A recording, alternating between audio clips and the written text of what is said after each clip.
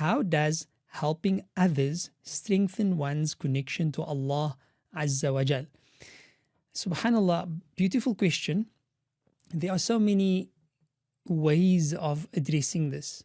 Firstly, let us understand that the preferred intention for helping others should be for the sake of Allah subhanahu wa ta'ala, and not just for the sake of getting Allah to help ourselves. That should be a natural consequence of helping others, bi'idhnillahi ta'ala. So Allah Azza wa Jal teaches us throughout the Quran to be there for others, to assist others. And the Prophet Muhammad sallallahu alayhi wasallam teaches this as well throughout the legacy of prophethood in many, many ahadith. Let us look at a few, for example. He said, alayhi salatu wasalam, khayrun nas anfa'uhum linnas, that the best of people are those who are the most beneficial to other people.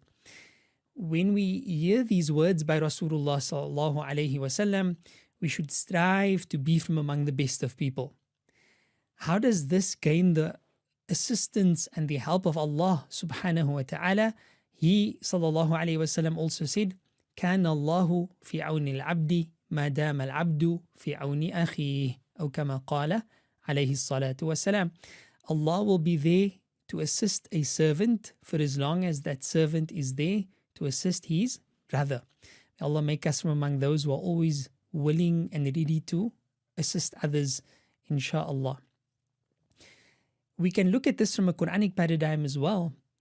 Allah teaches us in Surah Al-Asr, وَالْعَصْرِ أعوذ بالله من الشيطان الرجيم بسم الله الرحمن الرحيم وَالْعَصْرِ إِنَّ الْإِنسَانَ لَفِي خُسْرٍ إِلَّا الَّذِينَ آمَنُوا وَعَمِلُوا الصَّالِحَاتِ وَتَوَاصَوْا بِالْحَقِّ وَتَوَاصَوْا بِالصَّبْرِ.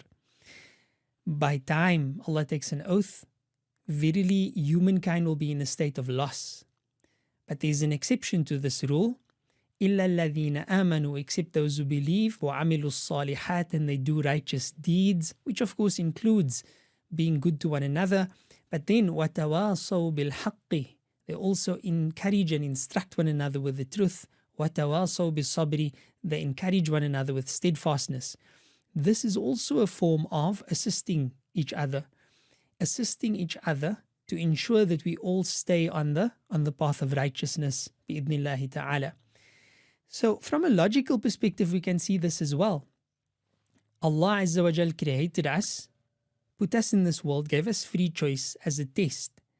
Part of that test is not, the test is not focused exclusively on our relationship with Allah subhanahu wa ta'ala. Yes, that's a significant part of the test, huququllah.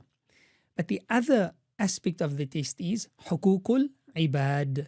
There's the rights of Allah subhanahu wa ta'ala, but then there's the rights of the slaves of Allah subhanahu wa ta'ala. And the slaves of Allah have rights over one another. So when we assist others, and we do so regardless of the impact it has on ourselves, because we are doing it for the sake of Allah subhanahu wa ta'ala, this is something that is truly beloved to Allah Rabbul Izzati wal Jalal. Allah praises this by speaking about those who are saved from the shuh of their own nafs, from the selfishness of their own soul.